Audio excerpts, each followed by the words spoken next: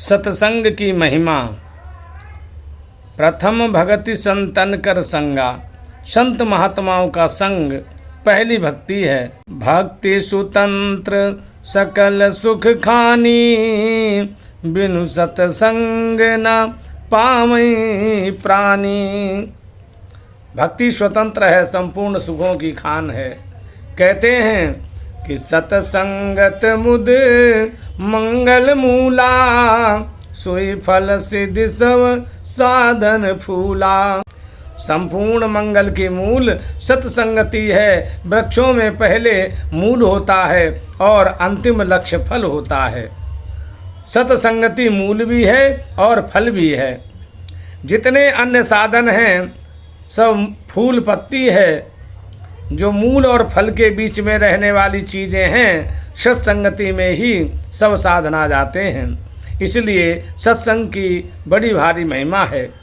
सूरदास जी महाराज कहते हैं कि संत समागम करिए भाई, यहाँ में बैठो सब मिल आई। संत समागम करना चाहिए। ये नौका की तरह है, इसमें बैठकर पार हो जाएंगे। सत्संग चंदन की तरह पवित्र बना दे और पारस रूपी सत्संग से कंचन जैसा हो जाए, ऐसा सत्संग है। आगे सूरदास जी महाराज फिर कहते हैं, और उपाय नहीं तिरने का, सुंदर काढ़ी राम दुहाई। राम जी की सौगंध, राम जी की सौगंध दे दी कि कल्याण का और कोई उपाय नहीं है, ये अचूक उपाय है। इसलिए सत्संग में जाकर बैठ जाएं तो निहाल हो जाएं। सत का संग करो जहाँ भगवान की चर्चा हो, सत चर्चा हो, सत चिंतन हो, सत कर्म हो और सत्संग हो, तो सत के साथ संबंध हो जाए। बस इससे निहाल हो जाए, इससे निहाल हो जाए जीव। जिसको जितने दुख आते हैं सब असत के संग से आते हैं, और अविनाशी का संग करते ही स्वतः निहाल हो जाता है, क्योंकि वो भगवान का अंश है। ईश्वर अंश जीव अविनाशी, चेतन अमल सहज सुख राशि। अतः सत्संग से सत का प्रेम होने से सत प्राप्त हो जाता है। सत्संग मिल जाए, परमात्मा का संग मिल जाए तो निहाल हो जाए। सत से जहाँ संबंध होता है वहाँ सत्संग है। भगवान के साथ जो संग है वो सत्संग है। असली संग होता है असत के त्याग से। वैसे असत के द्वारा भी सत्संग में सहायता होती है। जैसे सत चर्चा करते हैं तो बिना वाणी से कैसे करें, सत्कर्म करते हैं तो बिना बाहरी क्रिया से सत्कर्म कैसे करें, सत चिंतन करते हैं तो मन के बिना कैसे करें। पर सत्संग में दूसरा नहीं हो, पर सत्संग में दूसरा नहीं हो, अपने आप ही में मिल जाए, तल्लीन हो जाए। सत्संग, सत चिंतन, सत्कर्म, सत चर्चा और सद ग्रंथों के अवलोकन, इन सब का उद्देश्य सत्संग है। सत की प्राप्ति के लिए असत को दूर कर दे तो सत्संग का उद्देश्य पूरा हो जाता है। सन्मुख होई जीव मोहि जबहि, असत से विमुख होने पर सत का संग हो जाता है। राग द्वेष ईर्ष्या आदि का जो कूड़ा करकट भीतर में भरा हुआ है, ये सत्संग नहीं होने देता। ऐसा मालूम होता है कि मनुष्य चाहे तो इनका त्याग कर सकता है, परंतु फिर भी इसे कठिनता मालूम होती है। कब तक? जब तक पक्का विचार न हो जाए। पक्का विचार करने पर ये कठिनता नहीं रहती। चाहे जो हो, हमें तो इधर ही चलना है। पक्का विचार हो जाए फिर सुगमता हो जाती है। मन में ईर्ष्या, राग, द्वेष आदि दोष भरे हुए हैं। बहुत से भाई बहन इस बात को जानते ही नहीं हैं, और जो जानते हैं वो विशेष ख्याल नहीं करते। कई ख्याल करके छोड़ना भी चाहते हैं, लेकिन इसमें सुख लेते रहते हैं। इस कारण राग द्वेष ईर्ष्या आदि छूटते नहीं, क्योंकि असत का संग रहता है। सत का संग, सत्संग मिल जाए तो आदमी निहाल हो जाए। जहाँ सत का संग हुआ वो निहाल हुआ। कारण क्या है? परमात्मा सत है।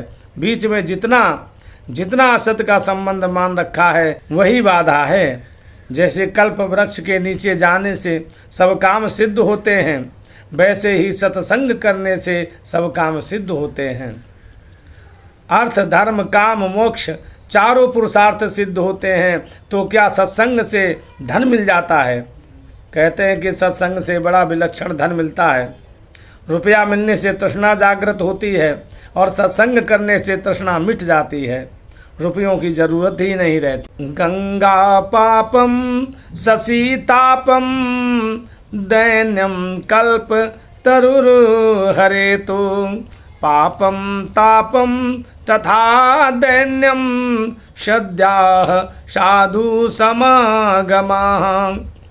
गंगा जी में स्नान करने से पाप दूर हो जाते हैं। पूर्णिमा के दिन चंद्रमा पूरा उदय होता है, उस दिन तपत गर्मी शांत हो जाती है। कल्प वृक्ष के नीचे बैठने से दरिद्रता दूर हो जाती है। पर सत्संग से तीनों बातें होती हैं। पाप नष्ट होते हैं, भीतरी ताप मिट जाता है और संसार की दरिद्रता दूर हो जाती है। चाह गई चिंता मिटी मनुआ बेपरवाह, जिनको कछु न चाहिए सुसहन प्रतिसा। सत्संग से हृदय की चाहना भी मिट जाती है। ये बात एकदम सच्ची है। सत्संग करने वाले भाई बहन तो इस बात को जानते हैं। बिल्कुल ठीक है, बिल्कुल ठीक बात है। सत्संग से हृदय की जलन दूर हो जाती है। मनुष्य चाहता है कि ऐसे हो जाए वैसे हो जाए, तो ऐसी बात आती है कि मना मनोरथ छोड़ दे तेरा किया न होए, पानी में घी नीपजे तो सूखी खाए न कोई। यद भाविन तद भाविन भावे चेन तदन्यथा इति चिंता विषघनो है मगदाह किम न धीयते।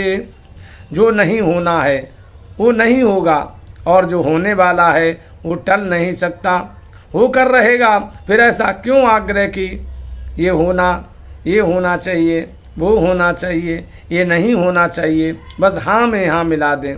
सत्संग भी एक कला है। सत्संग में कला मिलती है दुखों से पार होने की, और समुद्र में डूबने वाले को तैरने की कला हाथ लग जाए, ऐसे सत्संग में युक्ति मिल जाए तो निहाल हो जाए। सत्संग में उत्तम विचार मिलते हैं। ज्ञान मार्ग में तो यहाँ तक बताया है कि धन किस लिए है चाहता, तू आप माला माल है, सिक्के सभी जिससे बने तू वो महाटकसाल है। उस धन के आगे तू इस धन को क्यों चाहता है? धन ही धन है, परमात्मा ही परमात्मा है, लबालब भरा हुआ है। उस धन से धन्य हो जाए। परमात्मा का सत का दर्शन, परमात्मा का सत का दर्शन ये सत्संग करा देता है। सत्संग में व्यापार एक ही चलता है, भगवान की बात, उसी को कहना, सुनना, समझना, विचार करना, चिंतन करना। भगवान जिस पर कृपा करते हैं उसको सत्संग देते हैं। सत्संग दे दिया तो समझो भगवान के खजाने की बढ़िया चीज़ मिल गई। जो भगवान के प्यारे होते हैं वे भगवान के भीतर रहते हैं। ये हृदय का धन है। माता पिता जिस बालक पर ज़्यादा स्नेह रखते हैं उसको अपनी पूंजी बता देते हैं कि बेटा देखो ये धन है। ऐसे ही भगवान जब बहुत कृपा करते हैं तो अपने खजाने की चीज़ पूंजी संत महात्माओं को देते हैं। लो बेटा ये धन हमारे पास है।